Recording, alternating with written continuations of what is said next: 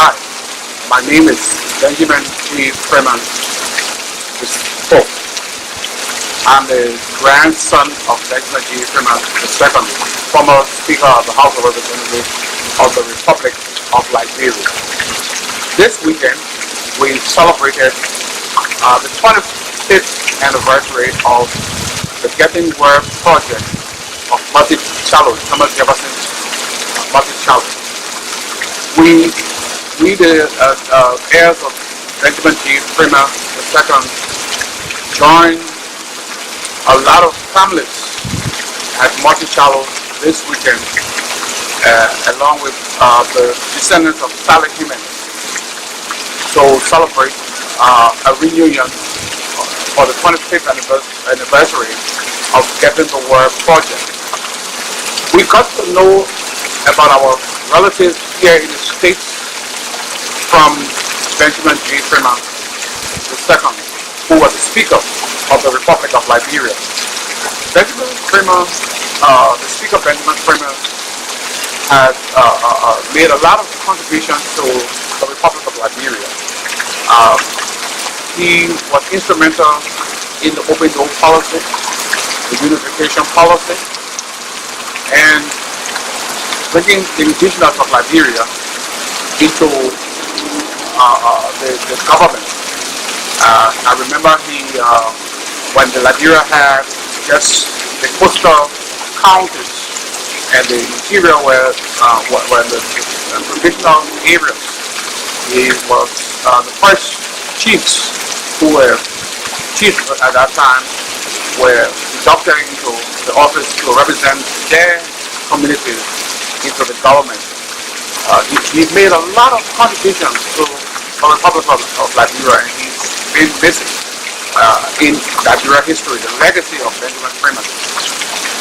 One thing that we come here today and we join a lot of families from Thomas Jefferson descendants. We met the descendants of Sally Hemings' children. We met Brown Colbert, who went to Liberia, and other families that we are cousins to here in the States. And we thought this reunion to be bigger than we thought. Now we can look back and see that we're part of a larger community, and we are from a great family, and it's very important to know that we have come here to continue this legacy and to bring these family also to join with the Liberian family. We spent 3 days getting to move this organization even further, and we are looking forward to a lot of issues and a lot of things will come out of this Getting the Word project. In fact, we were discussing scholarship. We're discussing bringing more to this table, and we look forward.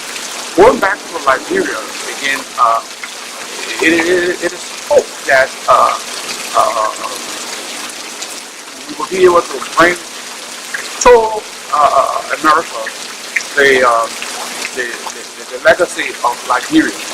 I was just in the south wing of the Sally Hemings room, and just on the wall of Monticello that 400,000 people visit a year, they would begin to see Liberia. And there's a story that about me and talking about the descendants of Liberia. John Freeman, who we have connected to, and Melinda Colbert, who part of the Hemings, also part of the White House.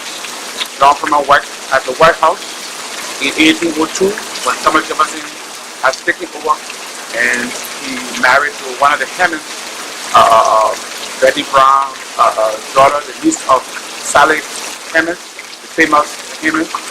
But they all came from Elizabeth Hemings, who was the first Hemings to get on in Monticello, Thomas Jefferson's residence. But John came from the White House, and he was there working at the White House, and he used to go on errands to Monticello, Virginia, Charlottesville, Virginia. He met Melinda, and he married Melinda, and they moved to the White House. I used to think they were living on the White House ground, and historians corrected me to say they live in the White House. And they had children. One of their sons, John Freeman, went to Liberia. He became the controller of the treasury, and later on he became secretary of the treasury and died in 1876. And John Freeman and Melinda Freeman had joined this, and John Freeman and Melinda Freeman descendants joined a lot of families, descendants from Monticello families this weekend. And we are looking forward to even bigger activities and bigger programs. Thank you very much. Hey, my name is Zachary Lee Fisher. I'm a 6th generation descendant of Thomas Jefferson and Sally Hemings through their son Madison Hemings. Madison named his daughter, my great-great-grandmother Harriet, for his long-lost sister. I descend from her daughter Mary, to my grandfather Edward Lee, to my mother and myself. To me, getting word and this whole reunion here, this gathering, it's about embracing the past, embracing our history and who we are, and hopefully learning from our past, our mistakes, and moving forward, advancing in life. Pleasure to meet my cousin here, Rodney. We hope soon enough to unite in the future and advance both countries in Africa and America, to connect and build and grow together. Because the main point of this reunion here isn't just to meet family, but it is to remember our history, which our family history is American history as well. We descend from both founding fathers and slaves.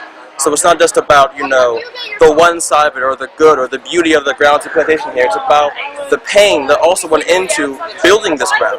Jefferson did not build Monticello, or these gardens, or these walkways. The slaves did. We descend from tradesmen, skilled workers and servants that were indeed slaves. And I feel over the decades and centuries, we have forgotten that past and that history. But today, we come here together and we remember who we are and where we come from. And hopefully we make a beautiful future together in the future. Yes, man. Primo, come back home. Primo, don't leave us alone. Primo, come back home. You see them people grown. Primo, come back home. Come back and tell me what's the cry. Primo, come back home. Oh my God, if I lie or die. Primo, come back home. You never miss, you wanna tell you well and dry.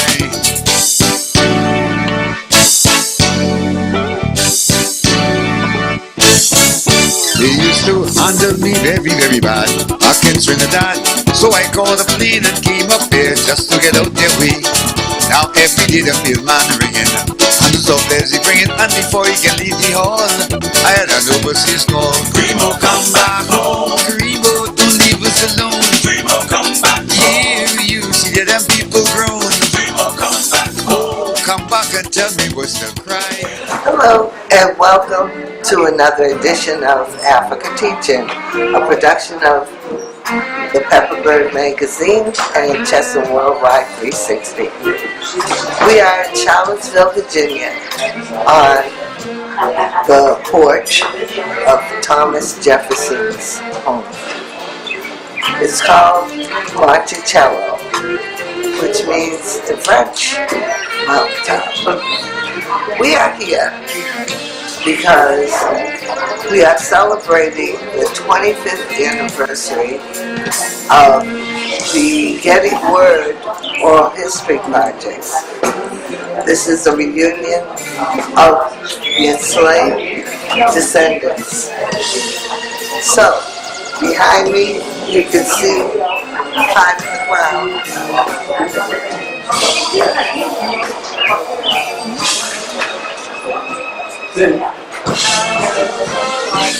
To my right is a terrace walkway.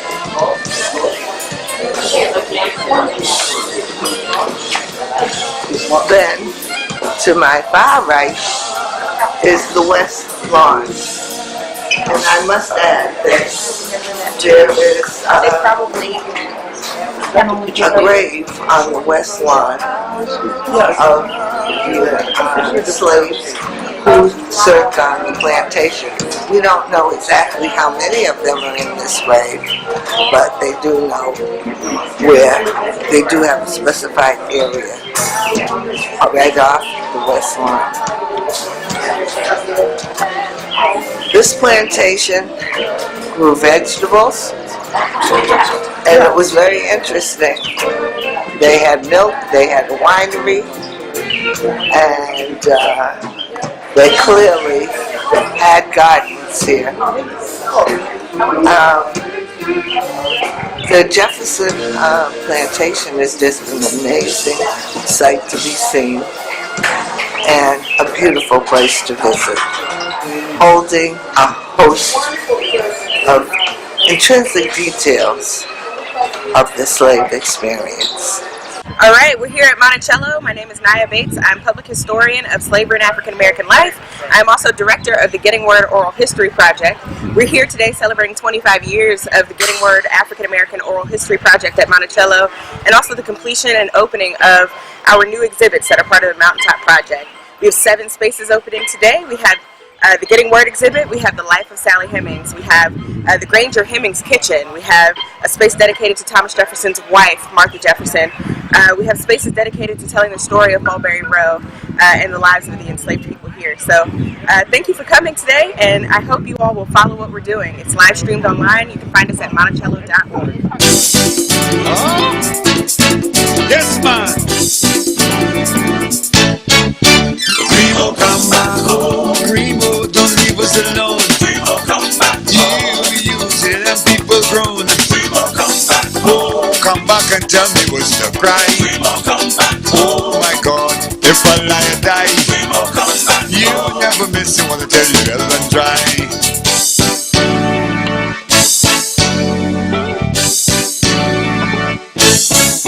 They used to handle me very, very bad back in Trinidad. So I called a plane and came up here just to get out their way.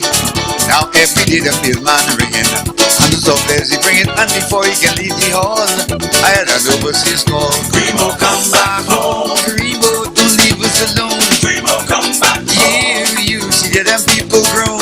Primo, come back home. Come back and tell me what's the cry. Primo, come back home. Oh my God, if I lie and die. Primo, come back home. You never miss, you wanna tell the well and try. Suck it in, baby. Kill the mother. Well, I know I got my fans to please. Back in the West Indies, they buying my records like the mad. I can't treat those people bad. With West End people spending money to promote me the small country. Come to sense, see the sign of you. I don't know what the hell to do. Primo, come back home. Primo, don't leave us alone. Primo, come back home. You see that them people grown. Primo, come back home. Come back and tell me what's the cry. Primo, come back home. Oh my God, if I lie or die. Primo, come back you home. Never miss, you wanna tell the well and try.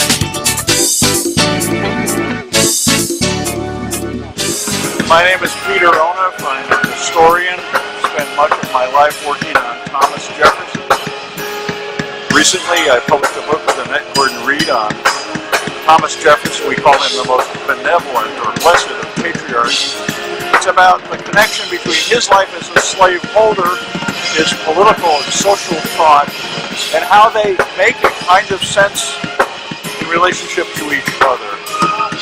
The idea of our books was to understand and take into account that Jefferson had a mixed-race family, a relationship with Sally Hemings.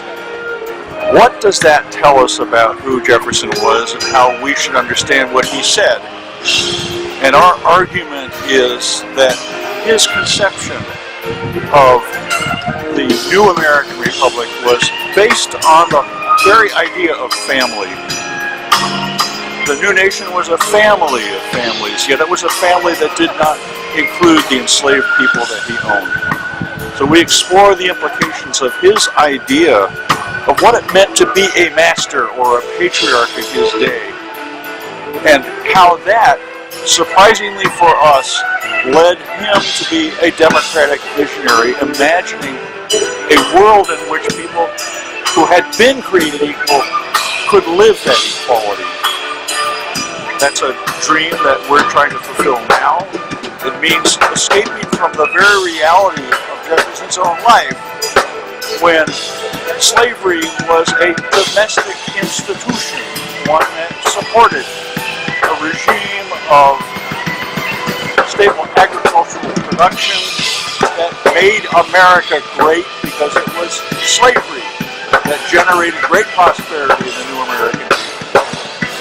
These are the dual legacies of Jefferson's time in the American founding. On the one hand, the problem of race, the legacy of slavery. On the other hand, the vision of a better world, of a world predicated on the idea of natural, universal rights.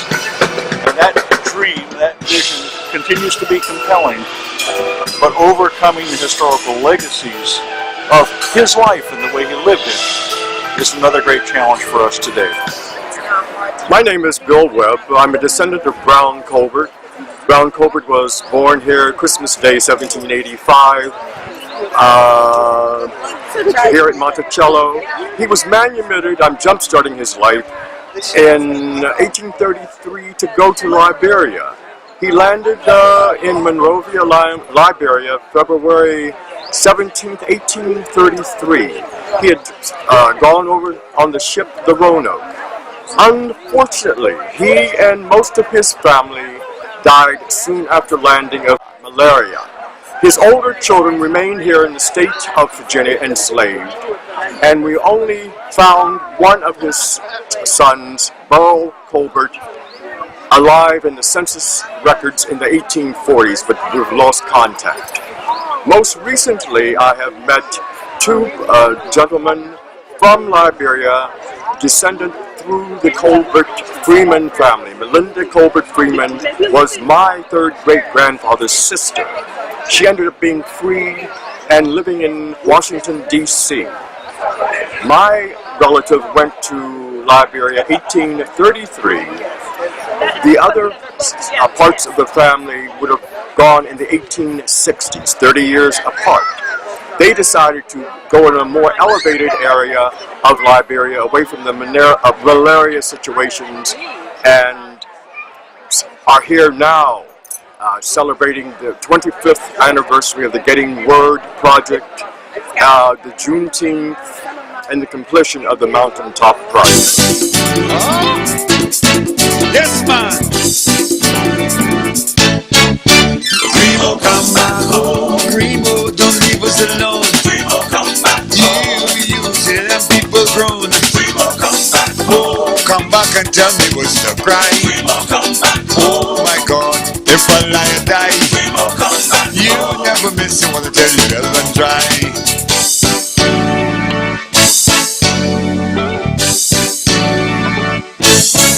They used to handle me very, very bad back in Trinidad. So I called a plane and came up here just to get out their way.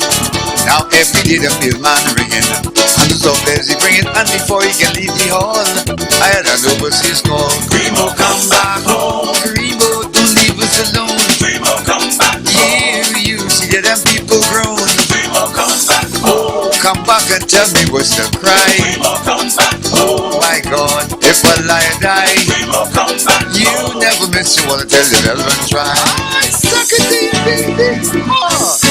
Kill the mother. Well, I know I got my fans to please. Back in the West Indies, they buying my records like the mad. I can't see those people bad. With West End people spending money to promote me the small country. Come to sense, see the sign of you. I don't know what the hell to do. Primo, come back home. Primo, don't leave us alone. Primo, come back home. You see that them people grown. Primo, come back home. Come back and tell me what's the cry. Primo, come back home. My God, if I lie or die, Primo, come back home. You never miss, you wanna tell the relevant try.